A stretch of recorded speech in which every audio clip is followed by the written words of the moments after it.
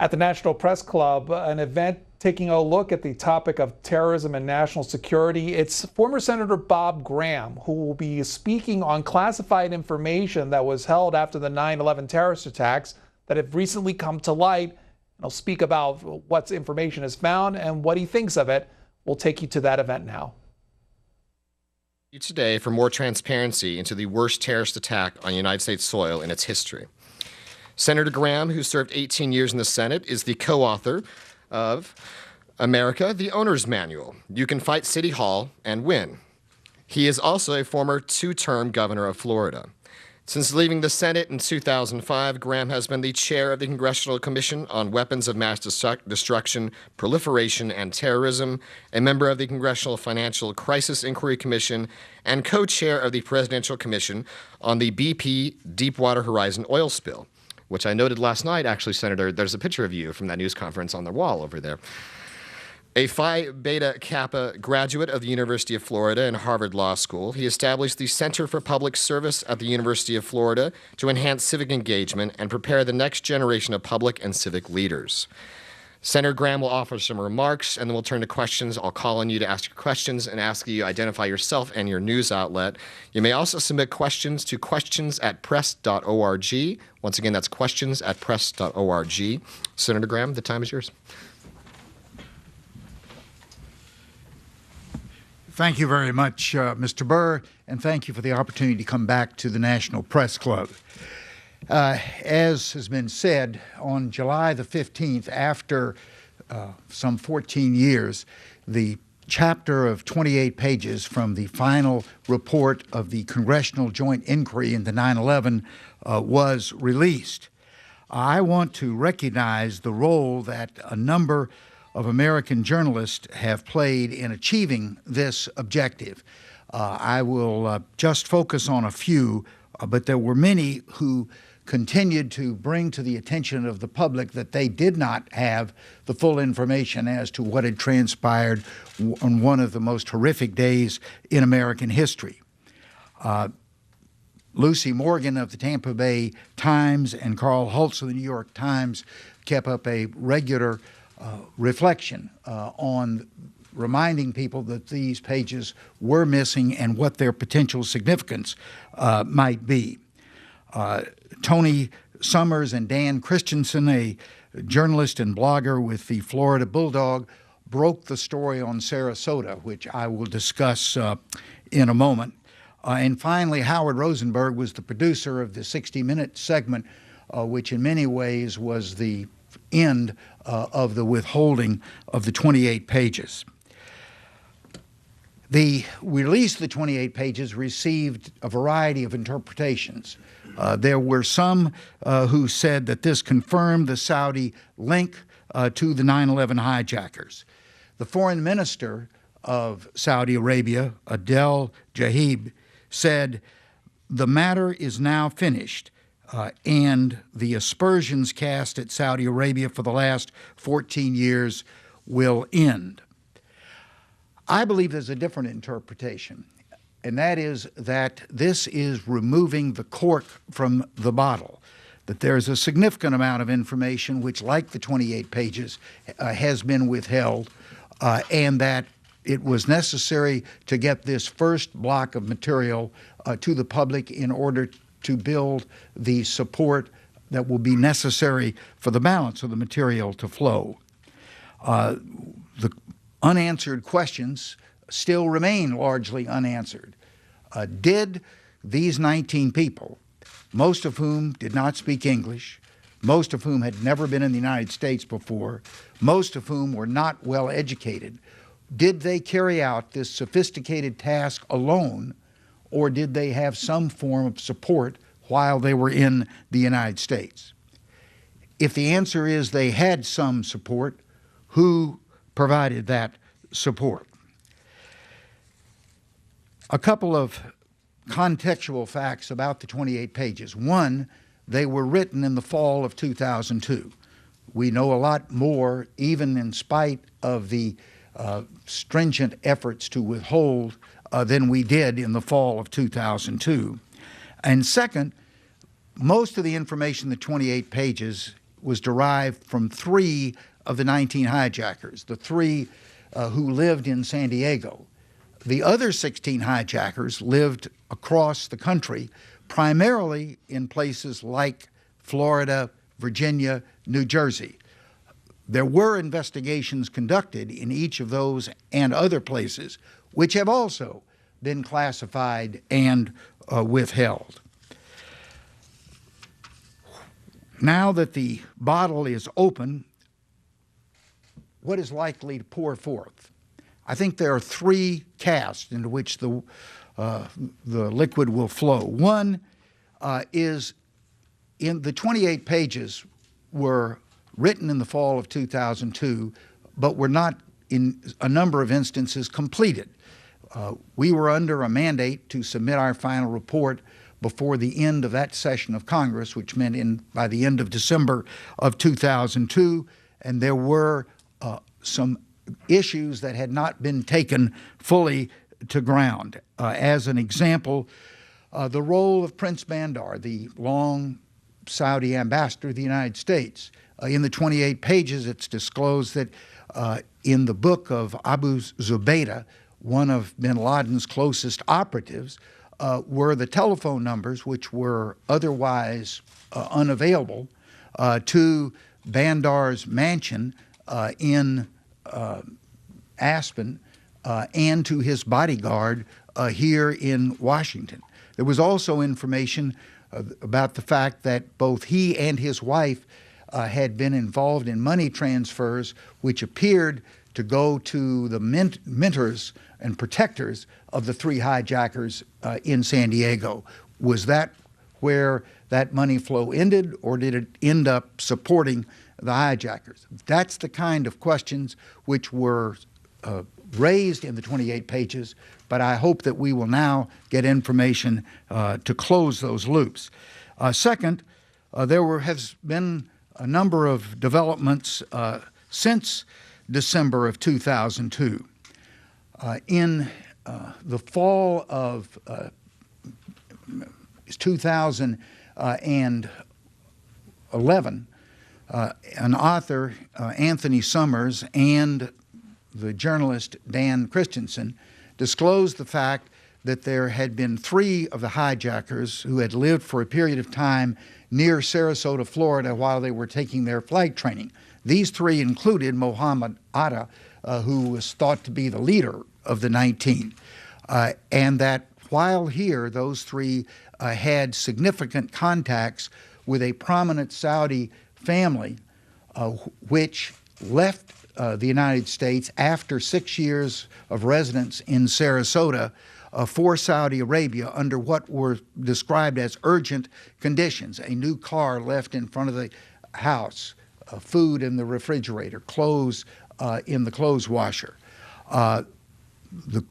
When that story was surfaced, the FBI's response was, in a public statement, that it had done a complete investigation of the situation in Sarasota, that it had found no connections between the hijackers and the prominent Saudi family, and that all that information had been made available to both the Congressional Joint Inquiry and the Citizens 9/11. I was able to quickly determine that the third statement was incorrect. We searched the records of both the 9/11 Commission and the Congressional Joint Inquiry, talked to the leadership and chief staff of those, and found that they had never received any information about the situation in Sarasota. I happen to have the opportunity to look at 2 of the investigative reports written by the FBI agent in charge of the 6 months investigation. And he said that there were many connections between the 3 hijackers and the Saudi family. And subsequently, in a released document through the Freedom of Information Act, that report is now publicly available with the statement that there were many connections. And second, that the investigation was not complete, that there were other leads that had been suggested by the agent in charge which were not pursued. I believe there are other examples of information like this that will be available when the investigative reports from places like Falls Church and Southeast Florida and Patterson, New Jersey become available. The third area, it will be judicial.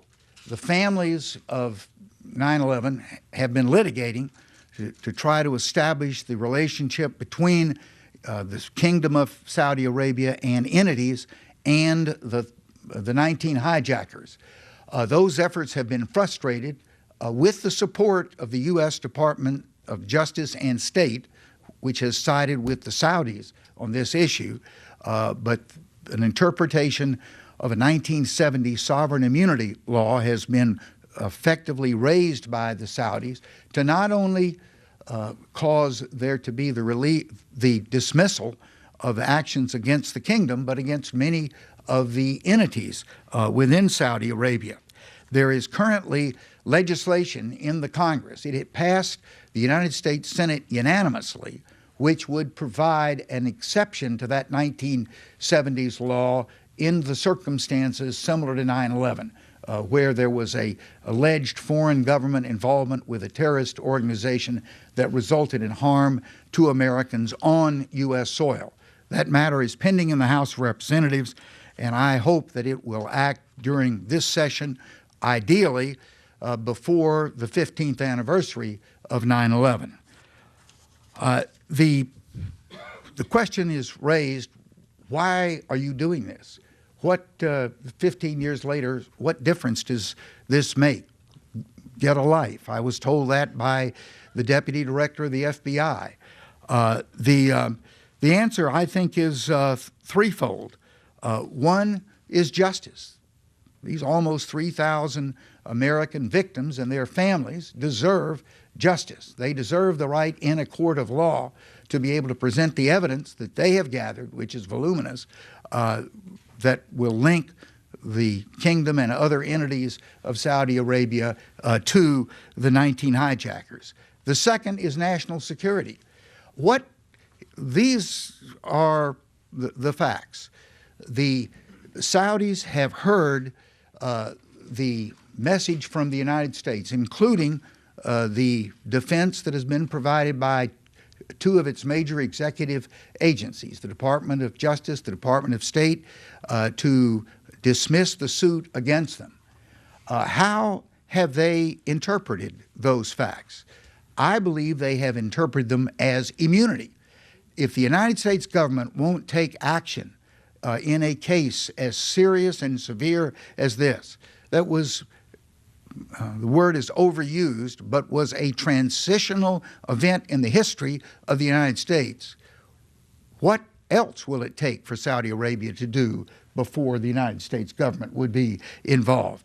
And I think that the response that has come from that answer is we will continue to fund, as we have, the major terrorist organizations, and we will continue to fund mosques and madrasas, Saudi schools, which are training the next generation of terrorists. The two things that any terrorist organization depends upon is a consistent flow of money and recruits. Saudi Arabia is providing both of those. But I think the third reason why this is important is our democracy. There was a recent report from Dartmouth College of a study of what is the impact of secrecy, particularly focusing on the 28 pages, to the American people. And the answer is the result is cynicism and suspicion, that the American people are losing confidence that their government is abiding by the essential compact of democracy, that the people will give their respect to the government, and the government will give its respect to the people by letting them know what the government is doing in their name. This is not the only factor that's leading to a decline in citizen confidence in their government, and I think we are seeing it in full color in this presidential election. There are other factors, and one that relates to the book that Mr. Chris Hand and I have just published. is that Americans have lost the sense of their personal ability to affect government. When Benjamin Franklin walked out of the Constitutional Convention, a resident of Philadelphia asked the question, "Mr. Franklin, what have we got, a monarchy or a republic?" Franklin responded, "A republic if you can keep it." The fact that he and the founders gave us a republic is no assurance that we will always have it. I believe that one of the essential elements to retaining a republic is to retain the concept that the role of the citizen is central, that it is the citizen for whom the republic was established and for whom it will be accountable. Today, too many people are dropping out. We had an important election yesterday in Florida. The early reports are that less than 1 out of 3, maybe even less than 1 out of 4 people took the time to even vote. Much less are people getting actively involved. We are developing a democracy of spectators who think that their role is to sit in the stands and watch the game of democracy, not be a direct participant. I believe our democracy is in trouble until people begin to feel that they have a personal ability to affect change. This book, America the Owner's Manual, lays out dozens of examples of where citizens have actually gotten involved and made a difference. They didn't have to just rely on electing the right person to office. They did it themselves. And it provides the skills that are necessary in order to be an effective citizen. So I believe that the linkage between the cynicism of government by its people and the suggestion that one of the ways to overcome that cynicism is to motivate and provide the skills for the citizens not to be passive but to be active participants in their democracy is one of the most important anecdotes. Thank you very much. I again appreciate the opportunity to return to the National Press Club, and we'll be happy to answer questions except from Larry Lippman, who asked nasty questions, which I can certify to for many years. Yes. Thank you, Senator. I think this is on. You're good? Of course, sir. Do you want to grab that water? I've been drinking it. This is working? It needs to be turned on. There we go. Technology. We'll get there. Almost there? There we go. Thank you, Senator. So we're going to turn to Q&A now. A couple rules. Again, please identify yourself and your news outlet when asking the questions. I will stop you if you start to give a speech versus asking a question. But let me start off with a couple, if you don't mind. Sorry, Bob. 1 second. Let me start off with this one, sir. You allude to this quite often in your speech, but is the United States government protecting Saudi Arabia, and why?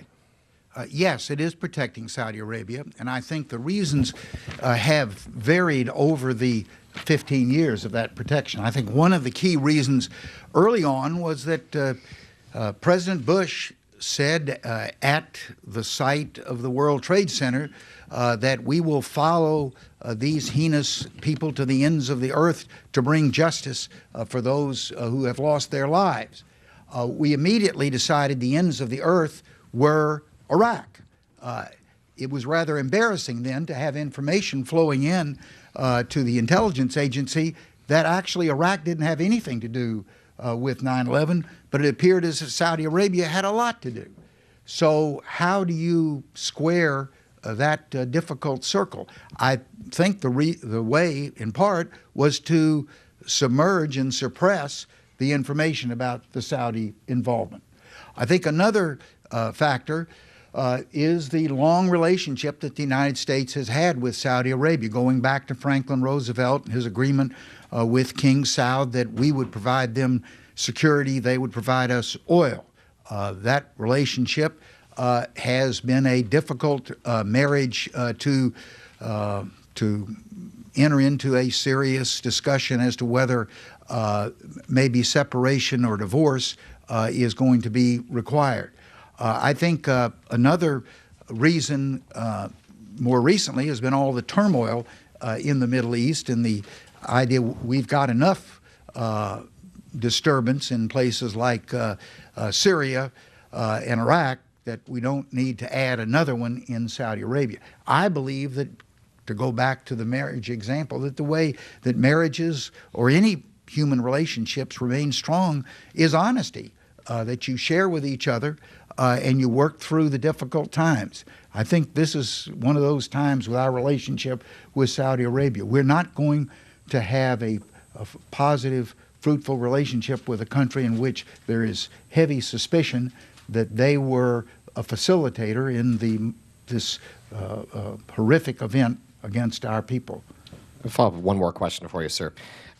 It took 14 years for the United States government to release 28 pages, 28 redacted pages.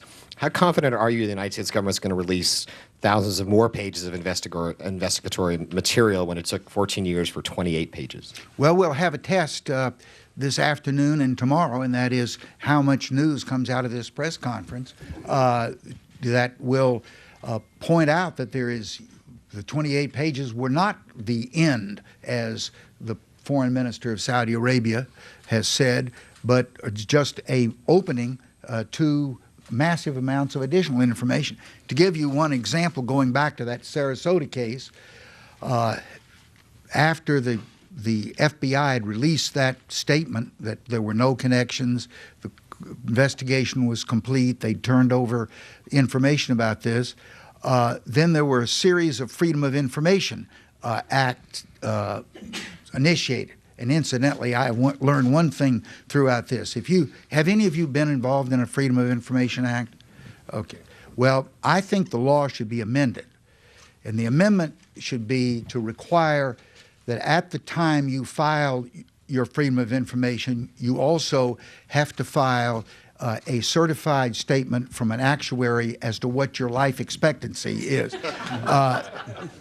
It is just incredible the tactics of delay and obfuscation that make the ultimate objective of letting the American people know what their government is doing become reality. But let me just use the Sarasota case. The first response by the FBI to the Freedom of Information Act was, oh, we're protecting privacy. We can't release these 28 pages. Well, the judge asked the obvious question. The hijackers are all dead. The Saudi family's back in Riyadh. Whose privacy are we protecting? The FBI didn't have a very good answer to that, so he rejected that argument for non-release. Then the second defense was, well, we don't have any records. We conducted a 6-month investigation, interviewed scores, if not hundreds of people, collected many documents, but we didn't write anything down. Well, that was so absurd that the judge rejected that. And so sheepishly, on the third round, the FBI came into his office with 80,000 pages that they said, this is the Sarasota investigation. This one judge with a couple of young clerks down in Fort Lauderdale now has had this as his roommate, these boxes, for over 2 years. I'm hopeful that soon, to answer your question, he's going to begin the process of releasing the documents and building on the drumbeat that will come out of this press conference. With that hard information, that the case will begin to move forward again. Well, as someone who has a FOIA probably outstanding for 4 or 5 years, I completely understand your point, sir. So I'm going to go to questions now again. So we have a microphone passing around, so please wait for the microphone because we are live on C-SPAN. Mr. Weeder? Okay, Tommy, thank you for hosting this forum, and Senator Graham, thanks and congratulations for what you're doing and insisting that the facts on 9/11 come out.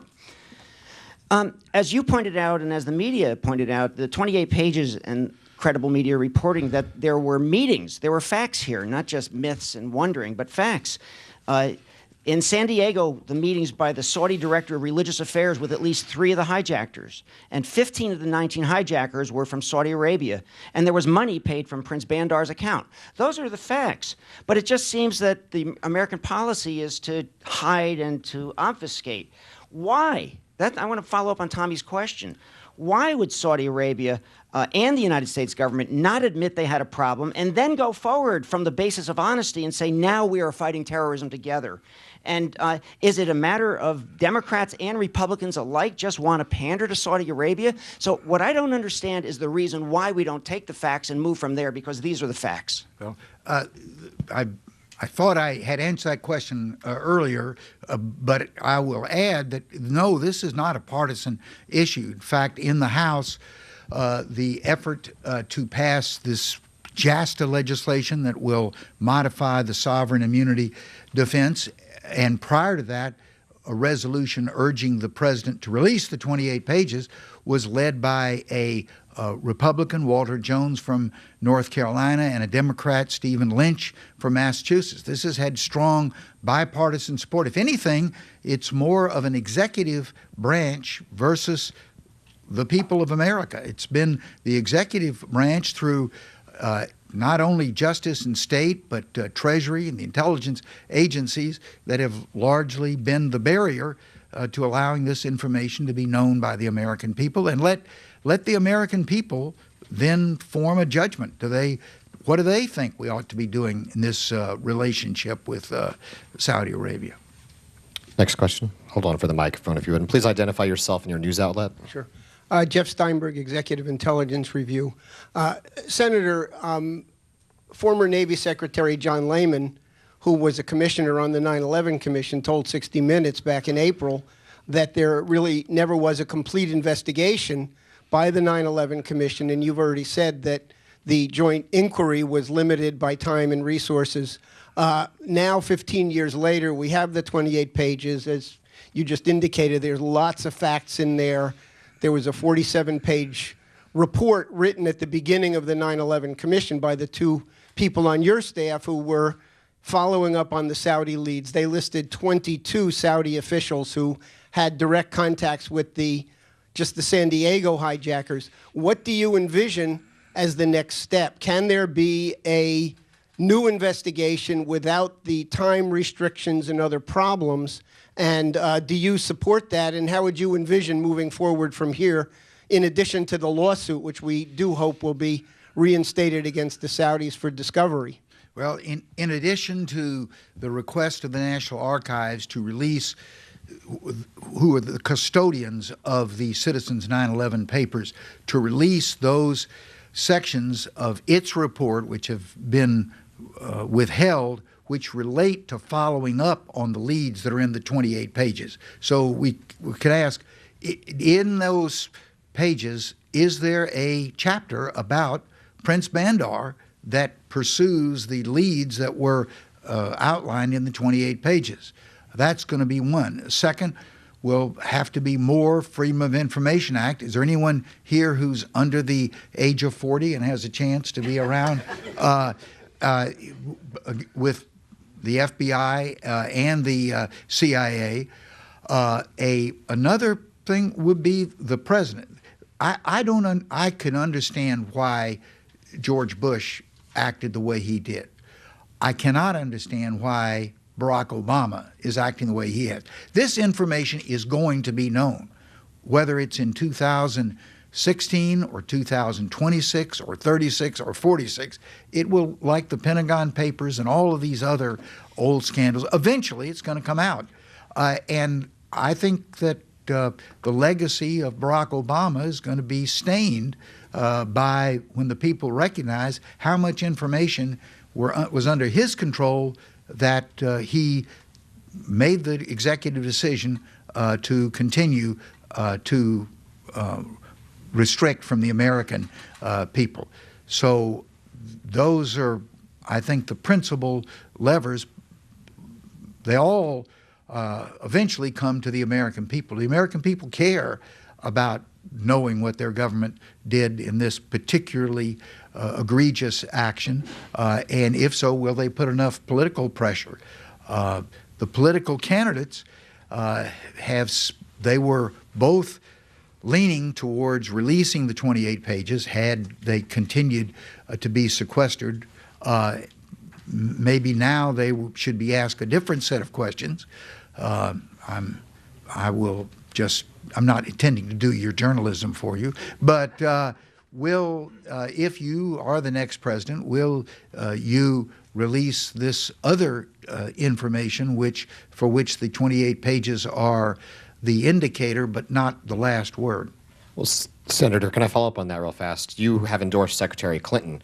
Have you made it a part of your endorsement or conversations with the campaign to focus exactly on this issue and said, I will endorse you if you'll do this, or are you pressing your campaign to make that point? Well, the answer is I am pressing that point. I would have to say, given the choice that we're going to have on November the 8th, there's hardly anything that would be a strong enough restraint against the other candidate to vote for Donald Trump. So that wouldn't, I couldn't in all honesty say, even if she answered it the way I didn't want her to do it, that I would not support and vote for her.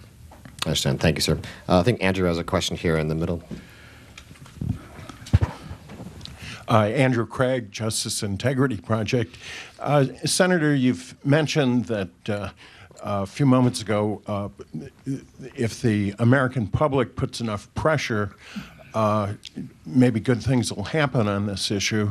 Probably your book addresses how, but I wonder if you could say to the audience listening on C-SPAN and elsewhere, what can an individual do, based on your extensive knowledge of politics, to make something happen on an issue like this? What practical steps should or could somebody do? The most immediate thing is to contact your member of Congress and urge he or she to vote for JASTA. That bill has had a roller coaster existence over the last 4 or 5 years. It seems to be closer to reaching its destination today than at any time during that long period. And the key is going to be, will the House take it up? My daughter happens to be a member of the U.S. House, Gwen Graham from the 2nd Congressional District of Florida, and I asked her about this, and she says that since the 28 pages were released, they've been getting more and more mail and emails and other contacts from constituents in support of JASTA. That's where the pressure needs to be until that important task is accomplished. Another question here in the second row. Yeah. Hello, Jason Fordham here, an independent journalist today. If there was involvement by the Saudi government, what is the motive? Obviously we've seen a huge mobilization by the U.S. government against terrorism and really brought the issue of Islamic extremism to the forefront. What is the reason they might have participated in this? And we're asking that question in the time frame of September 11th, 2001, and the period preceding that. Some of this was laid out in a recent article by, I think, a Mr. Shane of the New York Times on the history of the Saudi kingdom and what its motivations are. I think the underlying objective of the Saudi kingdom is survival. They come out of a desert tradition of antagonism at a tribal level, and that still is a permeating concern. I believe that after the 1990s first Persian Gulf War, that the Saudis felt very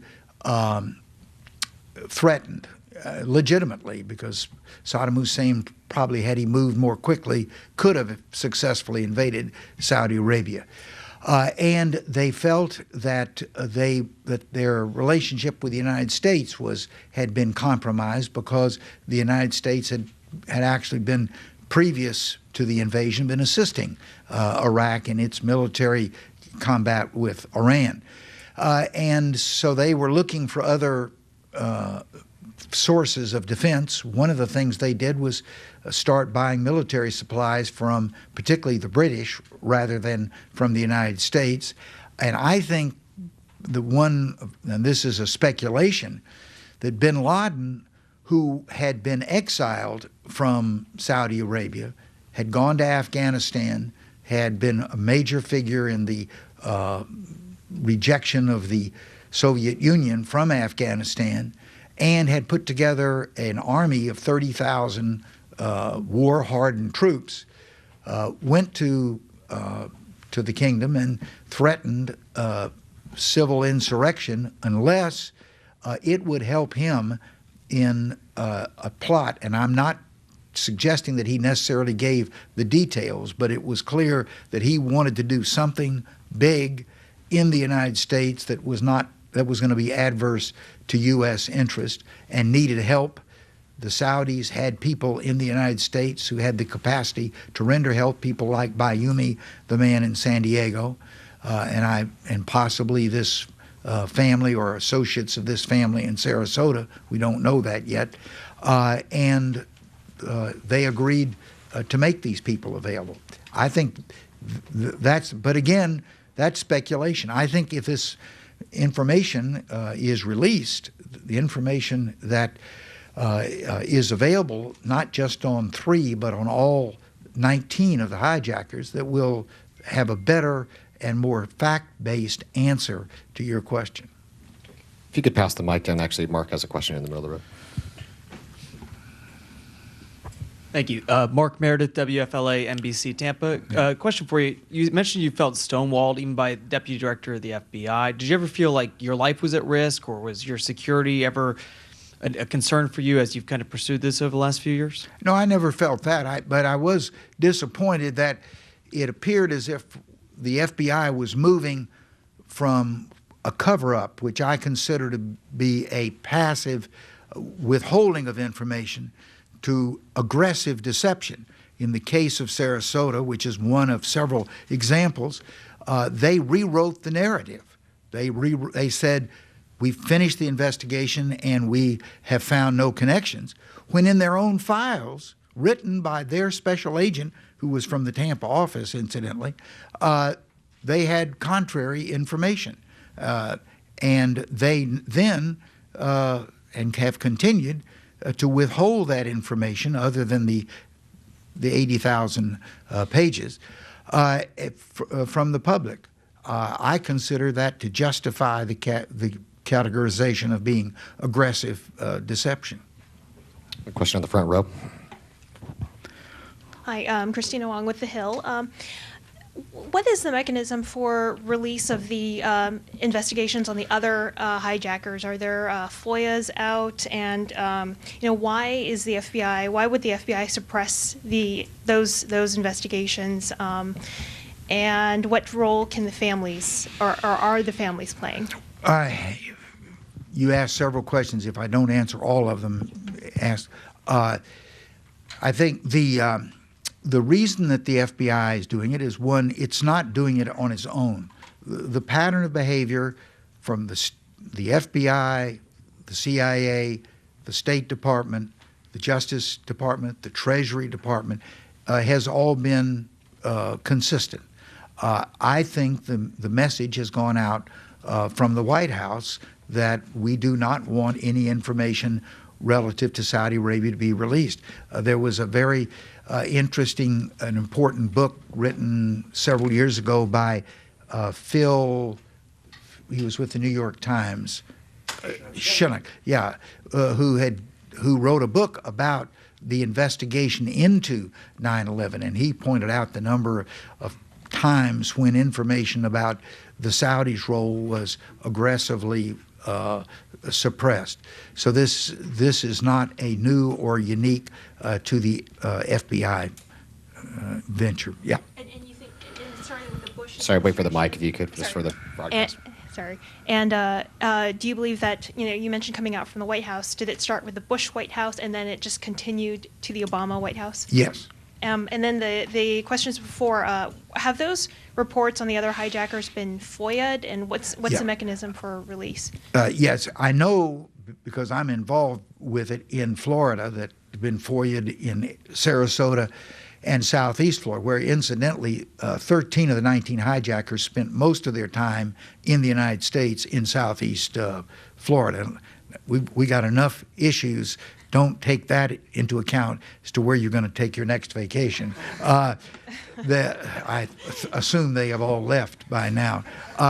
And I'm not sure whether a FOIA has been filed in Falls Church, which incidentally is not far from here if somebody would like to take that one on, or Patterson, New Jersey, which were two of the other places where numbers of hijackers lived for significant periods of time. And lastly, what role are the families playing in getting increasing public pressure? Well, their primary role is to secure passage of the legislation which will allow them to proceed with their litigation.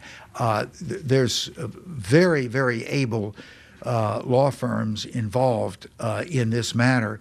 I'm aware of much of the investigative work that they have already done. I think that will be, of all the channels of information about the Saudi role, what's going to come out in that litigation, if it is allowed to occur because the sovereign immunity defense has been modified, will be astounding. Let me go to the young lady in the back here. Thank you. Hi, Munira Al-Moud with Canal Plus French TV. Thank you, Senator. So I have two questions. The first one is there any other channel that you're using? Are you in contact with any group, like for instance WikiLeaks, or any other organization that will bring, be able to help that issue be more public in a more scandalous way, so that people really are forced to read and act on that? And the second question is, so you are asking for the House to vote on JASTA, and you are asking them to allow American families to be able to sue a foreign government in U.S. court, correct? So Correct. How confident are you that this will not open the door for other governments to sue the United States and to ask for reparations for other things that, they've done? Well, let me answer the two questions. First, you used the word channels. I will state I have not contacted and will not contact WikiLeaks to assist to secure release this information. I think the American government needs to do it, not in a subterranean manner. I might say one thing that has impressed me is how much interest there is internationally in this.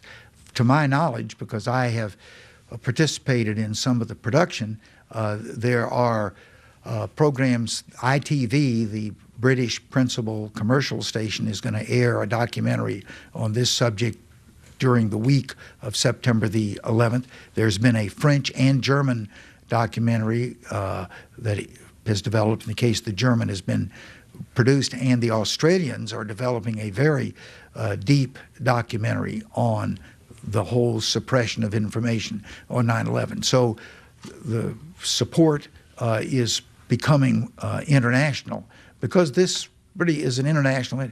Saudi Arabia has not just engaged itself in U.S. matters. Going back to that New York Times article of last week, they have had a very negative impact on making Islam a much more rigid and reactionary religion in places like Western Europe and Indonesia and Pakistan than it had been in the past. Your second question was On JASTA and how, yeah. how confident are you that U.S. government will not be sued in other countries? Well, yeah. I know that's a defense or an argument against JASTA that's raised. One of the frustrations here is there is another channel, and it has been used many occasions. There's been some news coverage recently of the event that occurred 25 years ago when a Pan Am jet was blown up over Lockerbie, Scotland. The families, the victims, did not go to court to get compensation. They went to their government, and their government went to the Libyan government and negotiated a settlement of some $2.5 billion, which was then distributed among the families of the victims. Both through 2 administrations, there has been an unwillingness to negotiate with Saudi Arabia and say, here's what we know was your involvement. Do you want to enter into diplomacy to determine the appropriate compensation of these American families? The answer is we've refused to do so. And the reason that I've been given is because the relationship is too important to even suggest to them that they might have been involved. Well, I think it's a little presumptuous for the U.S. government to say, on the one hand to these families, we won't enter into diplomacy like we did in Lockerbie on behalf of the families, the victims, but on this same while we will aggressively resist your ability to use our court system as a means of getting justice. So I find that argument to be very unsatisfying. Senator, can I follow up real fast on something a minute ago about Secretary Clinton? Are you concerned about anything that came out about her emails, and do you feel there are a lot of emails from Secretary Clinton involving Saudi Arabia that have not been released? Well, of course, the easy answer is I don't know the second question. The first question, it's hard for me to believe, as one who for 10 years had fairly open access to a lot of classified information, that any Secretary of State would have either, certainly not knowingly, but even by inadvertence, assisted in making classified information available. And apparently the documents that flowed through her computer, with only a few exceptions, did not have any indication on them that they were in fact considered to be classified by the sender. I think, to use her words, this was an act of bad judgment by Mrs. Clinton. She should not have done this, but I don't think it's a national security threat or that she should be criminally indicted for this. I think we had a question in the back. Thank you. I'll stay low for the cameras. Manny Roppolo with RT America. Thank you, Senator Graham. You mentioned your experience dealing with the FBI and trying to get more information about the Saudi connection. Have you been in contact with anyone, any officials in Saudi Arabia, and if so, what's been the outcome of that inquiry?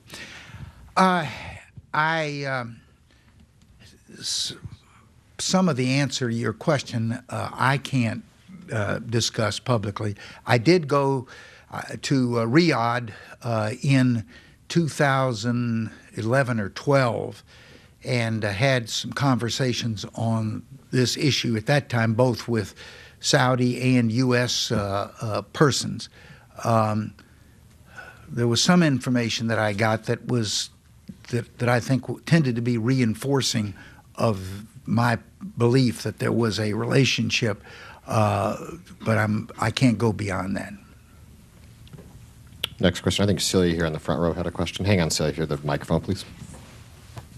Hi, Celia Wexler, Who, What, Why. We're an online news organization. A couple of questions. One is, I want to be clear about what you're saying about Saudi involvement. Do you believe that Saudi involvement is at the highest level of their government, or is it Saudi officials, or Saudi individuals, or all three? Again, that's precisely the kind of information that is knowable, just it's not knowable to anybody outside of a very small group of people in the agencies who haven't control of the information.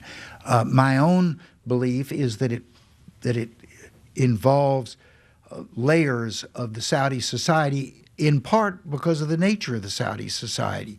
The Saudi society is a medieval monarchy where the king can literally do no wrong, and other entities within that kingdom are reticent to act, particularly on something that would be as sensitive as being duplicitous to your closest ally, without some signal of clearance. I think there's an interesting part of the suits to date against Saudi Arabia. I mentioned that it's not just the kingdom that was listed as a defendant, but also a long list of other Saudi entities, banks, foundations, non-governmental organizations. They have also claimed the same sovereign immunity that the king has claimed, and the courts have accepted that. That tells me that the assumption is that every institution, from the palace to the back office of a financial institution, Saudi Arabia, is considered to be worthy of the protection of sovereign immunity, which says that they must in some way be responsive to the kingdom which holds that sovereign immunity. And just one follow-up. You were pretty much harassed by the FBI when you tried to go further in your inquiries. Since you went public, have you heard of anybody else who had that kind of treatment from the FBI? No. And I mean, this was a situation which occurred in 2011 as all this information about Sarasota was starting to come out. My wife and I flew up from Miami to Dulles to have Thanksgiving with our daughter who lives in Great Falls, and we were met at the airport by two FBI agents, and they said that we have that an official of the FBI wants to talk with you about the Sarasota situation. Well, I was encouraged, feeling that maybe some of the questions that we'd been asking were now going to be answered. So we drove with the two agents to the office at Dulles, which the FBI has. My wife was put in one room, and she was given as entertainment the FBI training manual. And if you want to know some arcane aspects of FBI training, she's fully prepared. I was taken into another room with the deputy director of the FBI, a young female FBI agent, and a middle-aged lawyer from the Department of Justice. And essentially the message was, we've done this complete investigation, everything that's known is known, and you need to get a life. I pointed out what he didn't know is that I had actually read two of the investigative reports by their agent, which contradicted what they had said publicly and what he had just said to me privately. And he said, "Oh, you don't understand. One, that wasn't a very good agent." Well, I mean, the idea that the has there been an investigation by the FBI in its history that was as important to the American people as full knowledge of 9/11? And the very fact that they would say they sent to head an investigation into what I think was an important component of the total picture, someone that they declared to be less than a fully capable person, was itself revelatory. And then he proceeded to say, and we have other information that puts what you read in context, and you will see that, in fact, what we have said is true. So I said, fine, could I see the information that will put it into context? And he pointed to the young female agent and directed her to assemble the files, and we arranged a time to meet at the FBI office for the District of Columbia. So a few days later, I showed up for our meeting, prepared to read these files, and the deputy director was there, and he said, the meeting is canceled, and we're not going to reschedule it. And since I knew who the agent was that had been described as less than competent, and I had called him to try to have a telephone conversation, and he said, and I know you've been calling Agent X, stop calling him because I've told him to not take your calls. And that was the last of any official character meeting that I had with the FBI. All right, we have time for about 2 more quick questions. You two are next. The gentleman in the white shirt behind you, and then I'll go back to you. Could you pass the mic, please? My name is Khalil Bentouila. I work with Al Hurra TV station, which is a U.S. station based here. It's in Arabic language. So my question is a transmission of a question that a lot of people in the Middle East are asking. Especially these people are the moderate people, the anti-Wahhabism people, the anti-Sharia people.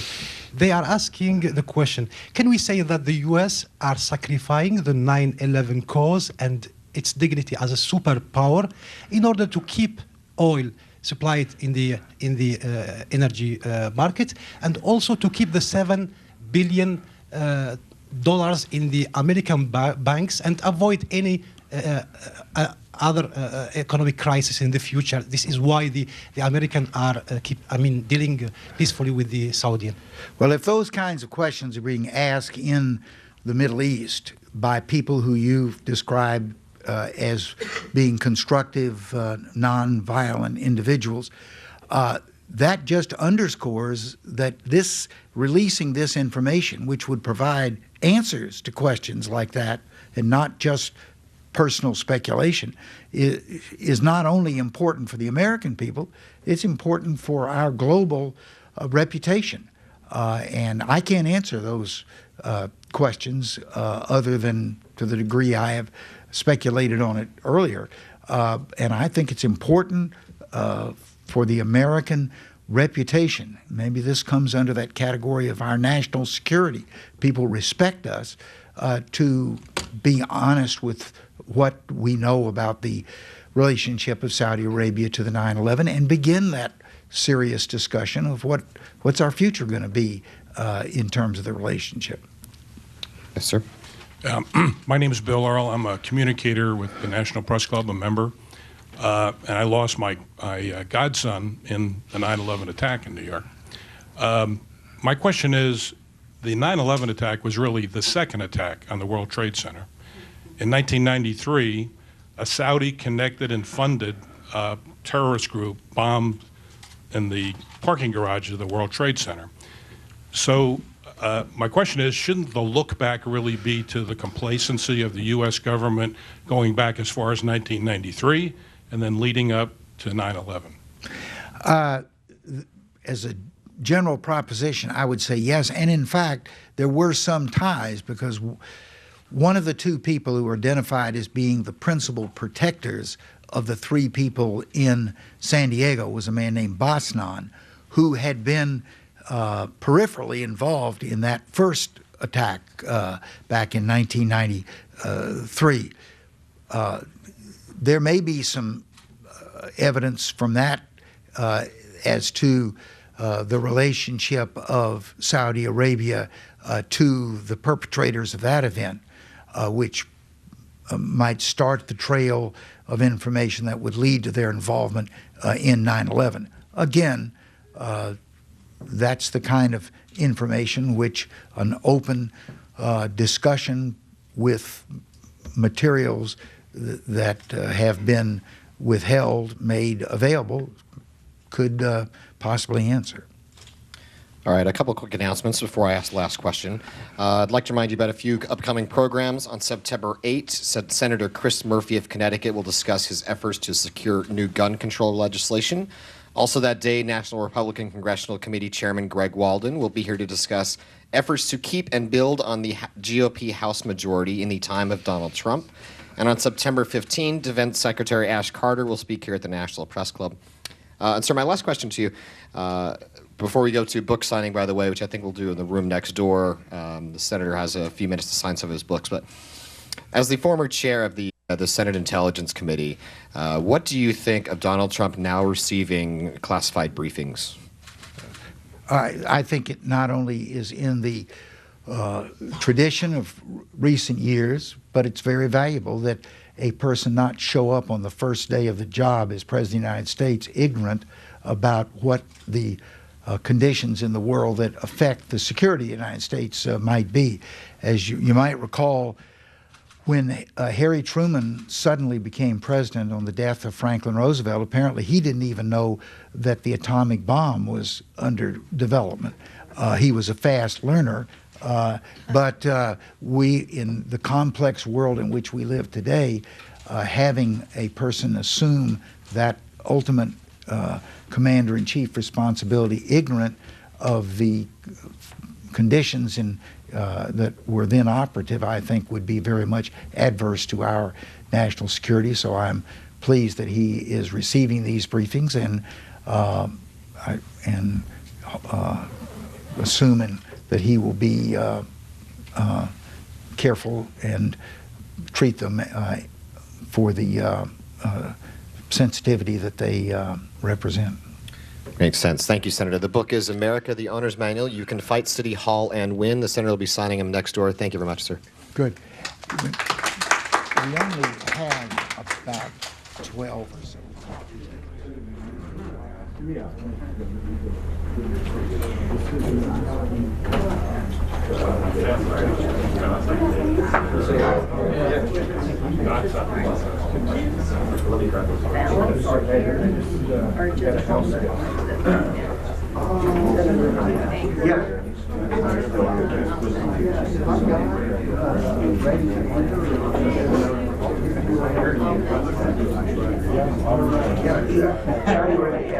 Primary thing here.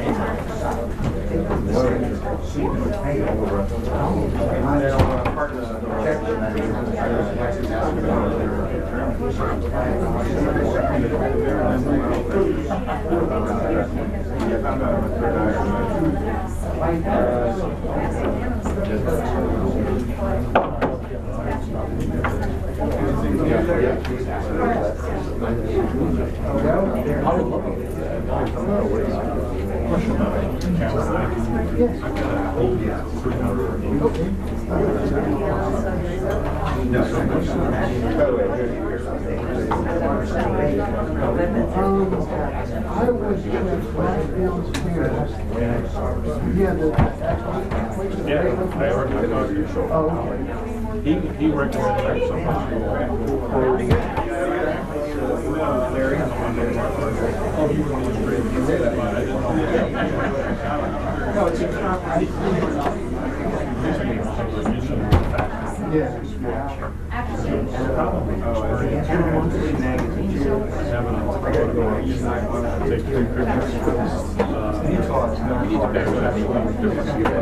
No, you're fine. You're fine.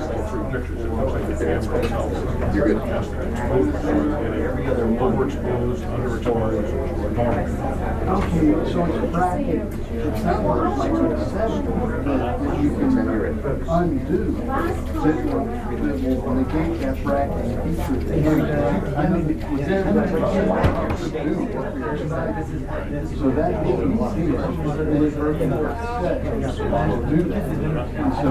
So where would you go in that setting? I don't know. I have a deep reason for that. We did that. The owner's manual. So look up, try to find index bracket and turn that off. Yes.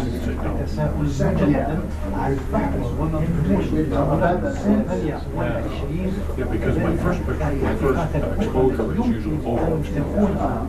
And then if I'm on first, then I'll eventually get something decent, but I'm already, chewed up 4 or 5, That's a good tip. Good luck. It works.